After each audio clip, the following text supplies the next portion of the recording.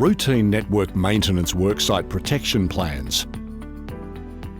Routine Network Maintenance Worksite Protection Plans are now available for use on RailSafe. They can be found in the Resources tab or by clicking the Worksite Protection button. What are Routine Network Maintenance Worksite Protection Plans?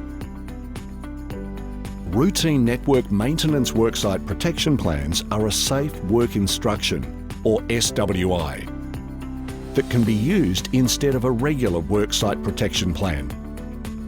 They are used by protection officers to plan and protect worksites for work that occurs on a regular basis and where the protection arrangements do not change.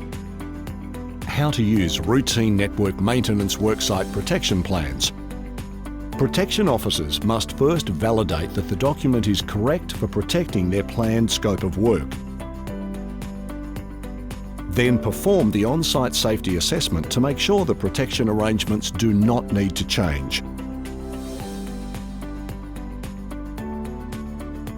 Conduct the protection pre-work briefing and follow the rest of the steps described in the Worksite Protection Plan until the work is complete.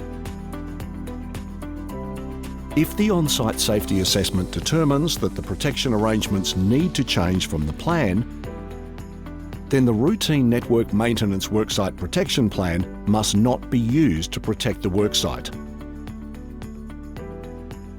For the latest up-to-date rules, procedures, forms and videos, please refer to the RailSafe website, railsafe.org.au. We hope that this video has been helpful. If there is any feedback, please email it to nru@transport.nsw.gov.au.